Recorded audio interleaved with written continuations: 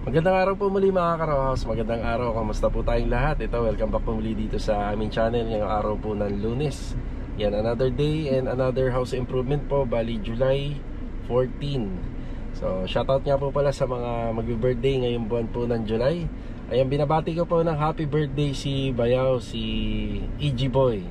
Ayan, Bayaw, bali, more birthdays to come pa. Happy birthday. At saka si Jessica. Yan, si Jessica, yung kumari po namin dito sa Maynila, na sana magiging kapitbahay po namin dito sa Lumina. Shoutout din kay paring Kenneth. Yan, God bless. Ito mga ka-Rojas, project update tayo. Pupunta po tayo ng Anyana. Meron tayong papipestoin po doon yung master plumber natin na si Adonis at saka yung anak niya na si Marvin. So, apat po yung gagawa doon. Ipagpapatuloy po yung wall plastering nila Kuya Richard at saka ni Kuya Sandy. Then may mga konting adjustment tayo doon na konting i-discuss pa. At bibili po tayo ng kauna-unahan nating pintura na gagamitin para sa primer ng mga bakal.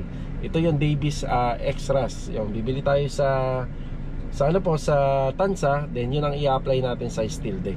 At malamang mga ka-Rojas, yan na rin po yung mga gagamitin natin na materyales sa tuwing magpa-primer po tayo ng bubong, ng mga gate, ng fence, ng grills, at saka steel deck. Tapos pupunta rin po tayo ng Riego de Dios project para makapagbigay ng update. Bali ngayong umaga, unahin po muna natin magbigay ng update dito sa project natin sa Phase 6. Ito mga ka-Rojas, samahan niyo po muli kami ngayong araw po ng Lunes. Enjoy watching po, let's go. Tara. Okay, nandito na tayo sa Phase 6. Good morning nga po pala sa mga client owner namin, kila Sir and Ma'am, at saka dito kay Ma'am din, sa magkatapatang project natin. Ayan na, si Mrs. Ganda ng gate nila. Saan ito? Oh, ang ganda na nga, no? Kasi natapos. Pero ang akin dyan, mas maganda yung ganyang klaseng harapan ng bahay gate kung wala siyang katabi. Kasi mas may emphasize yung kanyang harapan ng bahay. Hindi na yan kakalawangin. Hindi na, kasi gawa yan sa PVC. Solid, no. Paggawa. Ano yung PVC? Bakal siya? Hindi, isang uri siya ng composite panel na merong touch ng PVC. So, may component siya ng PVC. Hindi na rin siya pipinturahan. Pwedeng pinturahan, pwedeng hindi. Pero yan, okay na yan. Oo. Yung kulay. Hindi siya yung parang low maintenance, ganun na siya. Low maintenance siya kung totoo siya. Kasi hindi na pipinturahan. Oo. Ganda. Ganda na. Sige. Okay, baba muna ako ha. Ito kailangan ni Kuya Rigor to. Kuya Rigor, good morning. Clear glass mo. Dito.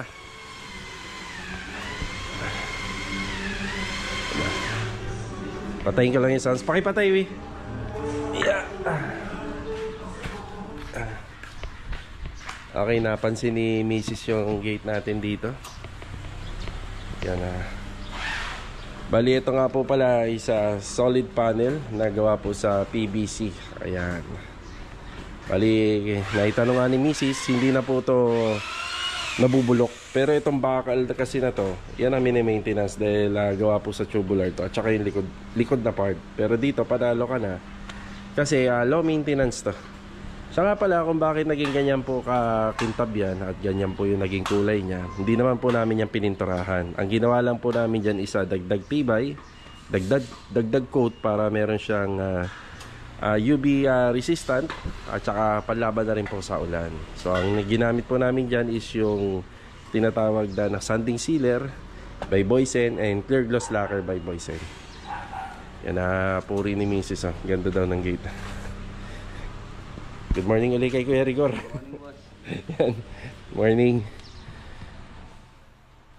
Ito yung project natin dito sa Phase 6. Tapos si Louie rito. Louie, good morning. Good morning. Ayan, tinutuloy na ni Louie. Yan, halos malapit-lapit na rin tayo matapos dito. Maglalagay na lang po kami ng shelves dito banda sa gitna. Yan, medyo nakapasok siya at saka doon sa taas. May cabinet po tayo ron. Maliit na cabinet lang na makakatulong po sa design at saka sa convenient ng kwarto. Tapos ongoing na po to, binubuo na nila Master Batang to. Yan, nagpunta nga po pala si client dito na nakaraan, hindi kami nagkita. May dala siyang, anong dala niya, we? TV. TV. Nasaan niya TV? Ah, nandun? Ito. Ito yung TV. Yan may kasama ng TV bracket.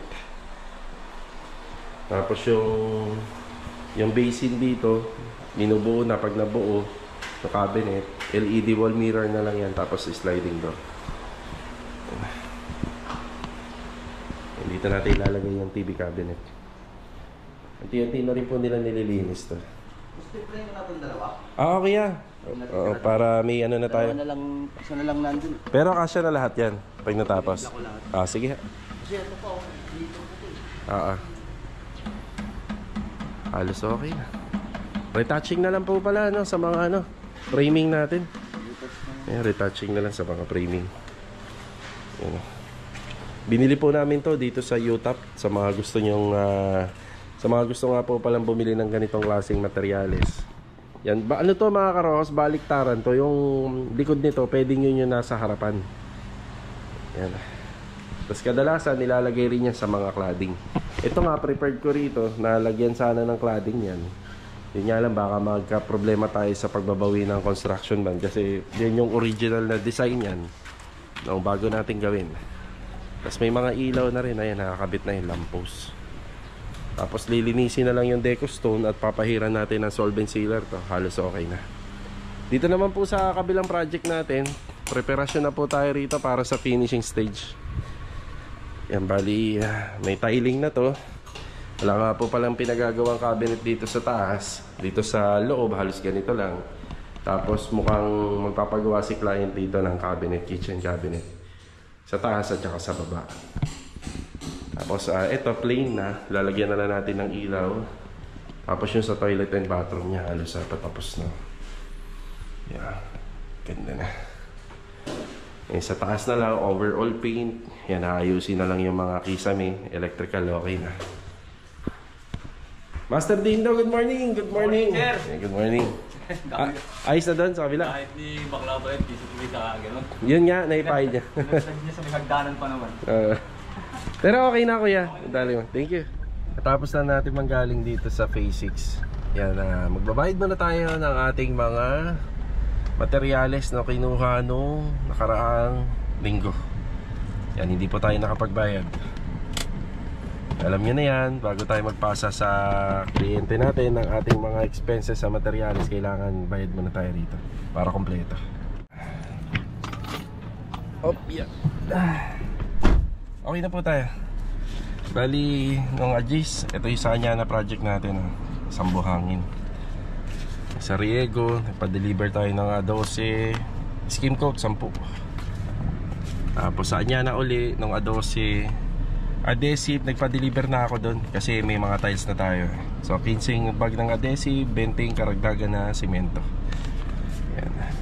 Tapos ngayon sa Anyana, ngayong umaga, nagpa-deliver na ako ng buhangin, 100 hollow blocks at saka bistayan. Yung 100 hollow blocks to sa magiging partition sa back extension. Tapos syempre magastos na tayo sa buhangin doon dahil plastering na. Tapos nung Agis sa Riego, karagdagang metal studs 50 para sa room partition. Pero ito lang po muna. Bali marami-rami pa yung gagamitin po natin, pero ito muna yung pinadala natin. Ayan. Tapos the rest, ito pa pala, meron pa yung sa Riego de Just pala, 3-port na PVC na pang electrical. Ito yung dadaanan ng kable ng internet kapag natapos namin yung ceiling. Tapos yung iba, ito sa project natin sa Phase 6 to. Gagawa na natin ng report to mamaya. Bali dapat to kahapon, araw ng linggo. Yung nga lang, may emergency po kami, kaya hindi na tuloy. Hindi natin na ipasa kay client. Tapos kahapon nga po pala, nandun tayo sa Quezon City, araw po ng linggo. Yan, nakita natin doon si Mama Ria Laiko. Yan, isa rin po natin viewers dito sa ating YouTube channel at saka sa Facebook. Yan, God bless po ma'am. Ingat po palagi. Yan, shoutout po sa inyo. Bali, sa tayo pupunta ngayon sa Anyana. Ayun, kailangan po nila ng konting materials doon. May dala tayo rito, gamit pang trabaho. Tara.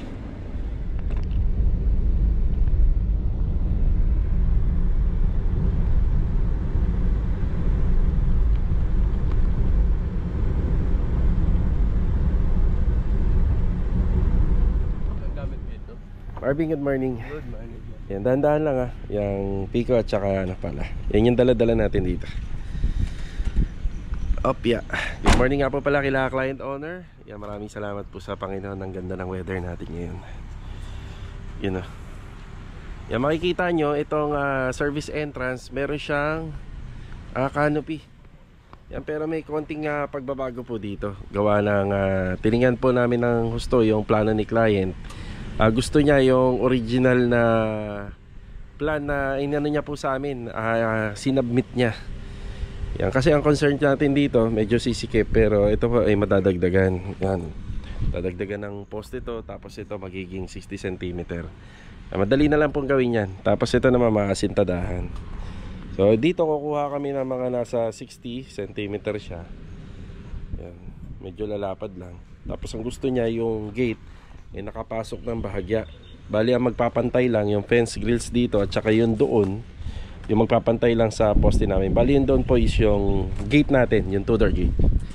Ayan, may dumating tayo materialis dito, buhangin, hollow blocks, kaya may dumating. Tingnan natin. Yun, dumating hollow blocks. Bali isanda na hollow blocks na D4. Yan, buhangin, hollow blocks na D4.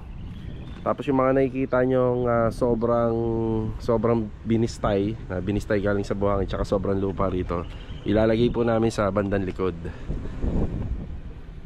Yan, mukhang kakatapos lang magmerienda ng tropa. Yan. Adonis, good morning. Good morning. Richard, morning. Ano ba ginagawa natin dito? Ayan, sige Sandy, good morning po. Yan, papaliwanag ko yung tungkol dun sa canopy. Yan, plastering. Yan, nandito po si Marvin at saka si Adonis. Ipapaasikaso na po natin to.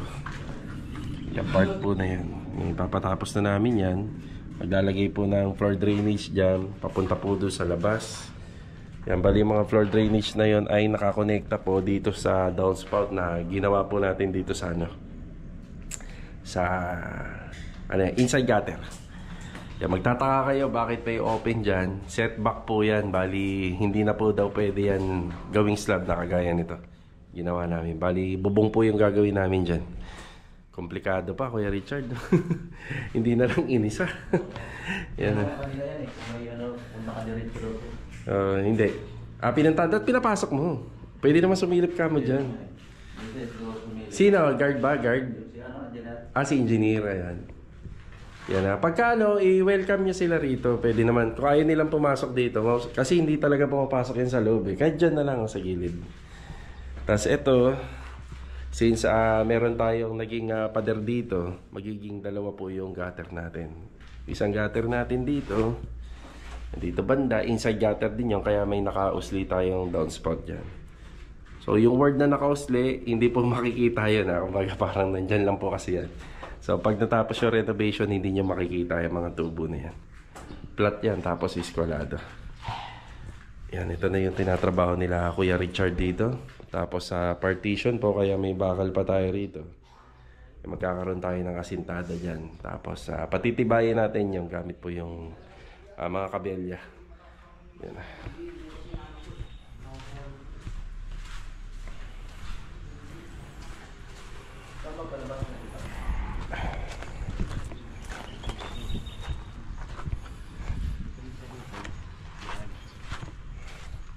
Ito na yung ating ito na yung tubo na 4. Saan nalalabas yan?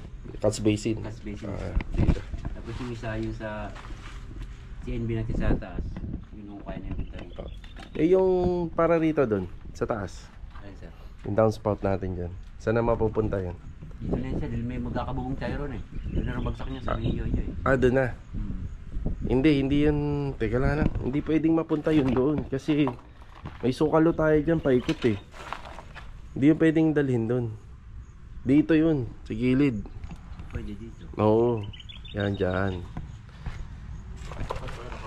Oo, ibabaon yung tubo dyan. Hindi pwede yun doon kasi setback nga yun eh. Hindi pwedeng maging kaano niya yun. Karugtong niya. Hitin ko yung ko dito. Okay, medyo meron kaming konting discussion lang dito, pero nakakalimutan ko pala na idediretso na pala ni client to. Bali ipapaangat niya na. Hindi na natin kailangan ng floor drainage dito. So pansamantala, lahat po ng tubig ay napupunta po doon sa ginawa nating abang na toilet and bathroom. So medyo na ano lang po ako, medyo nag-alangan lang ako kasi kung hindi pa po ito ipapatuloy up to second floor, kailangan po namin maglagay ng floor drain dyan sa taas, tapos maglalagay kami ng downspout pababa. Yan. Tapos itong tubo na D4 na to, medyo malaki-laki to kasi dito mapupunta yung ilalabas ng tubig sa taas, tapos may catch basin tayo doon. Yan ang unang inaasikaso nila. Bin, paluwagin nyo muna, Bin, bago kayo mag-ano yun. Tanggalin nyo muna yung mga gamit. Yan. Tapos plastering lang naman. Then nagkaroon na ako ng ano rito, ng mga instructions sa tropa kung paano pa po natin to dadagdagan. Yan, nabigay ko na po instructions sa kanila. Yan, bali may mga gagawin pa sila doon dito as of now kasi tingnan nyo naman, ito yung stock file natin. Hindi pa natin medyo maasikaso tong harapan. So magkakaroon pa ng water line dito banda sa sa gilid, tapos floor drainage dyan sa harapan tsaka dito. Yan yung adhesive natin, karagdagan simento. Yan panama na po yan ngayong linggo. Tapos dito naman tinutuloy na yung ating wall plastering. At tapos bibilang ko na nga po pala ng ano to, gagamitin pintura. So pipinturahan natin siya ng primer. Yan. Tapos dito magkakabit pa kami ng isang downspout pa palabas dito sa catch basin. Yan. Habang maluwag pa yan at hindi pa tuluyan na lalagyan ng palitada ni Kuya Richard.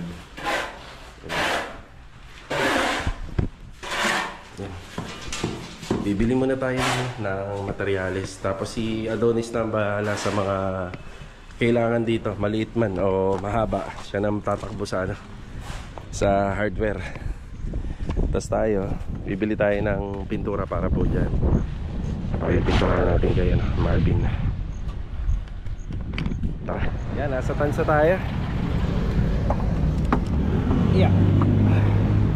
Ito yung binili natin, yung Davies Extras. Yan. Yan, bali ito yung metal primer na bagong gagamitin natin sa mga magiging project natin. So, ang lamang lang naman niya isa 100 pesos sa ibang leading brand. Sa bumili tayo ng roller. Ito ang ipapipintura natin doon sa steel deck para sa anya na project. Tara.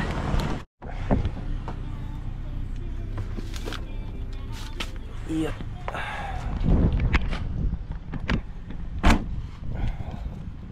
Nakabalik na ulit tayo rito. Binabawasan na yung mga lupa rito. So ang plano kasi namin dito, maanohan po yan, mabubusan na rin ng konkreto.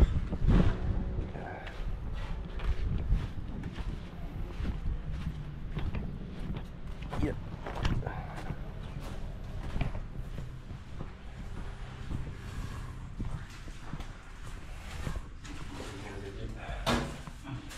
Doon, ito. Pagka pakiano na lang ang tawag dito, pakitakpan ng maigi. Maano yan, matapang na primer yan, extras. Ay ano to, yung timplado na? Oo, anihin na lang yan, diretso na. Magagamit pa natin yung tira niyan dito sa ibang mga bakal. So yung extras primer na yan, dito po yan ipipintura.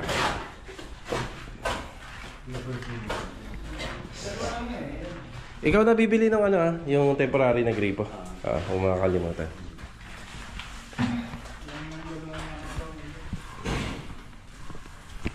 Maya-maya manananghalian na rin po sila rito.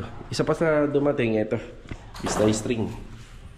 Yan, ito yung isa pa sa mga dumating. Para may pambistay po sila ng buhangin. Ang mga susunod na araw ang lilipas, papadeliver na tayo dyan ng gutter at saka yero roofing at saka tawag dito yung flashing na gagamitin po doon sa likod. Tapos yung tungkol naman po rito, uunahin lang po yung installation ng tiles. Bali ang tiles natin pala rito sa poste nasa 150 cm pati yung cladding. Sa plano ni client dito yung pataas, bali pinturado na lang po ng itim. Yeah, may sinusundan po kaming rito, itsura ng harapan ng bahay. Hindi muna namin pinakikita. Yan, bali surprise na lang daw sabi ni client. Yun.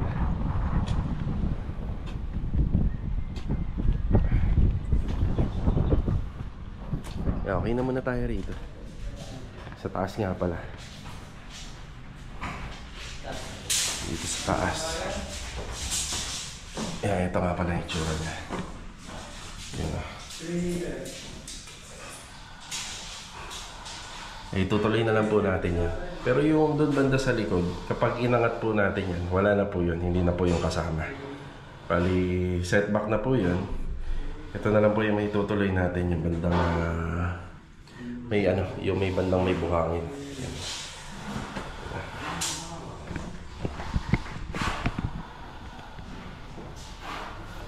Ipasilip ko nga ng konti.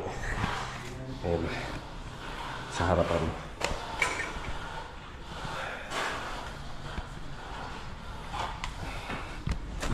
Tara. Nanggaling pala tayo rito sa City Mini Home Depot. Ayan, bumili tayo ng wall mirror at saka ng shampoo rack, shampoo holder para dito sa project natin sa Phase 6. Ayan, may kasama tayo. Hello, Chanel. Ayan na. Ayan, sinamantala na natin after natin magsundo. Ayan, dumiretso na rin po tayo rito. Tapos punta tayo kay Ma'am Melanie. Meron tayong pinadeliver nung nakaraan, nung Sabado. Hindi pa po natin nababayaran. Yan, babayaran po muna natin para maisama na rin po natin sa breakdown report na materyales na ipapasa natin sa mga kliyente natin. Ayos na tayo rito kay Ma'am Melanie Hardware. Ito yung mga naipakita akong materyales nung araw ng Sabado.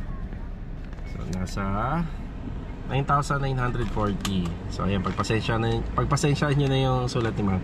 Bali may kulang to na patching compound. Bali dalawang bag. Hanggang ngayon na hindi pa po na di-deliver. So hintay pa nila sa supplier. Pero yung isa, yan pwede na pong gamitin. So may kulang pa sila or balance ng dalawa. Bali mga karaos, dire-diretso na tayo. Mamaya na lang po tayo manananghalian. Yan, parating na rin po yung ibang tropa galing break time. Si Kuya Boy. Yan, dumating na sila Kuya Philip. So magandang hapon nga po pala kila Sir and Ma'am. Yan, magandang hapon. Yan na. May nag-aasikaso po nun sa kuryente. Yan na. Sila po yung nagkabit po ng meter base. Tapos yan, may konti lang pong pinabago rito. Matatapos nyo ba kayo, ano? Okay, matatapos nila. Ayan. Kuya Boy, good afternoon po, Kuya Boy. Ayan, good afternoon. Ceiling framing. Bali, ito nga pala, may abang na sila Kuya Boy rito. Tapos ito nga pala, dahil nandito yung TV console natin at wala naman po tayo matatagusan ng linya para just in case magpakabit po sila ng internet. Ayan, kailangan maitago natin. So nagpa-deliver ako rito ng 3-port na tubo. Ay, si Kuya Philip, good afternoon po. Ito Kuya, hiram ka ng battery kay Bilog. Log, good afternoon, Log. Yan. Bali, yan, 3-port na tubo. Yan, tatawid yan papunta rito. Tapos itatago namin sa gagawin po naming partition ng TV console. May TV console tayo rito. Tapos dito na po yan natin padadaanin. Yan, may bang na po tayo dyan. Tapos palulusutin po natin yan dito. Pero kapag napinturahan po yan, maganda na po siya tingnan. Malinis.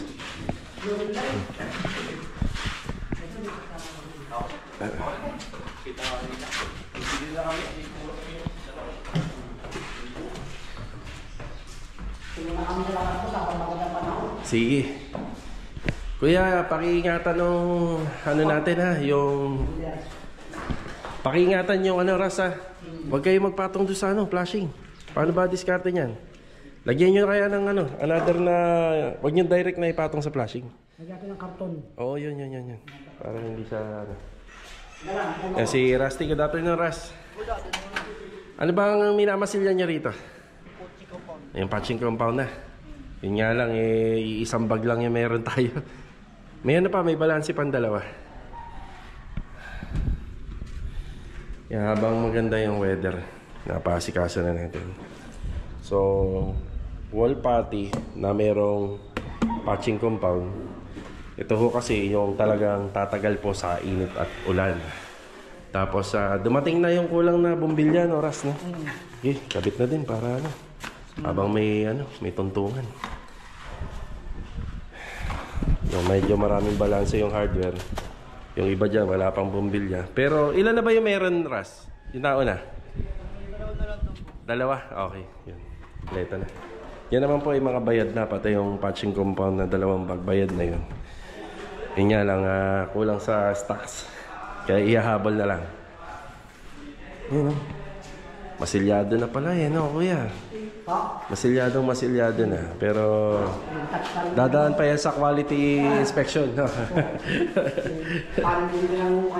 Kuya, may utang pa na dalawang patching compound ng hardware. Hindi, pero may kulang pa daw. Nandito ka naman lagi, eh. Yeah. Konting update lang tayo rito sa Riego de Dios project. Tapos itong meter base. Matatapos ba natin to? Oo, matatapos. Okay. Tapos ito yung mga dumating, diba? Yung mga metal studs. Yan, may pauna na tayo nito. Tapos sa buhangin, ayan. Ayan, bibistayin po lahat yan. Mukhang matatapos daw ngayon, no? Tatapusin na. Yan na, para makabitan na rin po sila ng Meralco. Yan na. Yan. Bali, pinagtutulungan mo na yung masilya. Ayun, no? Silyado na yun, doon sa dulo. Tapos nung Sabado, nakapagpahakot po tayo. Kaya bahagyang kumonti na to. Tapos papalinis na lang po natin yan, yung part na yan. So ito muna yung update natin dito sa Riego de Dios project. Yan muna po yung tinututukan natin, ceiling. Yeah, ceiling works, electrical. At saka yung sa mga pader, pagmamasilya. Okay, bumalik tayo rito sa phase 6. Kaya yung bintana. Tapos ito isa wall mirror to. Sa banyo. Tsaka ito shampoo holder sa banyo sa second floor. Ito, sarap sir. Ihiwalay mo kagad dyan, mabigat. Ayan. So ito, kamusta? Bali, napakalinis na ng harapan ng bahay, yung ball. Tapos ito nga po pala yung window. Galing kay Master Batang. So kinuha po natin yan. Pinalitan na rin po ng salamin kasi nabasag. So ikakabit natin dito. May Aquatex primer pa na. Ayun, yun ang gagamitin natin. Yun nga, ito binubuo na. Yung binubuo na po nila to.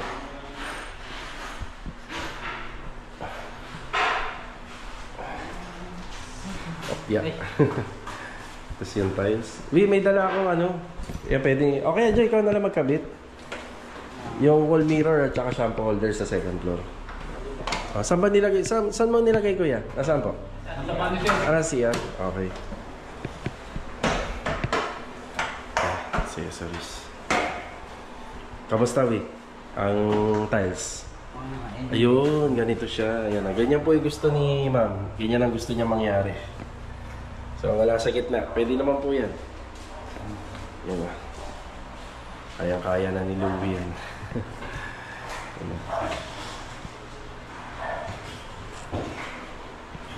Ito.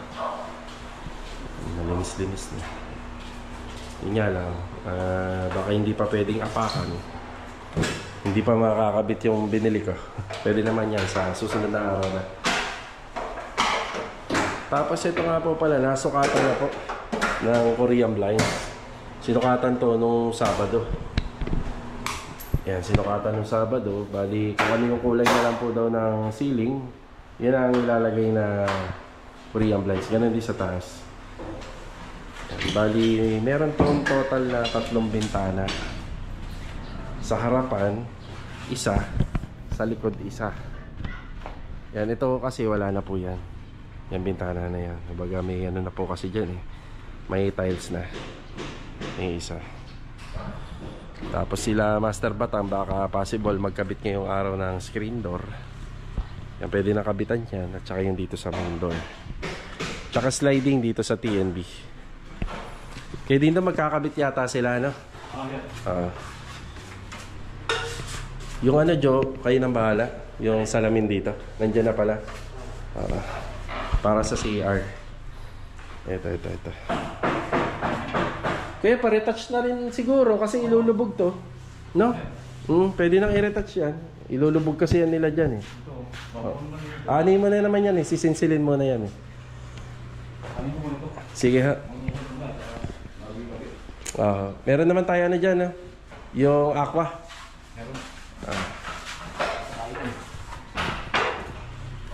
Bali ito mga karos, ito lang po muna yung update dito sa project natin sa Phase 6. Yan, tansya ko rito. Ilang araw na lang po sa general cleaning and paint retouching. Meron lang akong ihahabol na cabinet. Yung cabinet dyan po sa para sa taas at saka dito para sa baba. So open shelf sa baba. Tapos maliit na cabinet naman po dun sa isang kwarto.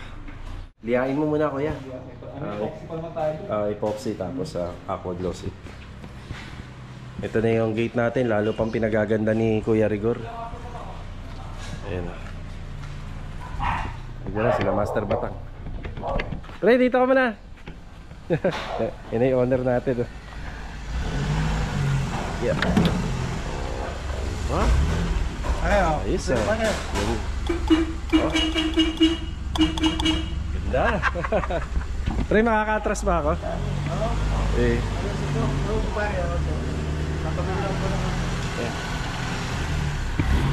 Yan na, screen door. Kakabit nila. Ito yung gate natin. Lalo pang pinagaganda ni Kuya Rigor. Siya nga pala mga karos, bihira lang po kaming gumawa ng mga gate na masyadong details. Bihirang-bihira. Depende po kasi ang kay client. Naka-ano lang po tayo. Naka-base lang po tayo sa plano nila client. So maraming nauuso mga gate ngayon na maraming combination, pero bihirang-bihira. Ang unang tinitingnan natin dyan yung bigat. Siyempre umakasala naman tayo doon sa hinges sa mga poste. Dito na lang pre, dito. Sige doon na lang, sa kabila. Yan, ito yung ating sliding door. Tapos screen door, vanity, kakabit na rin. And dire-diretso na to kapag naikabit na.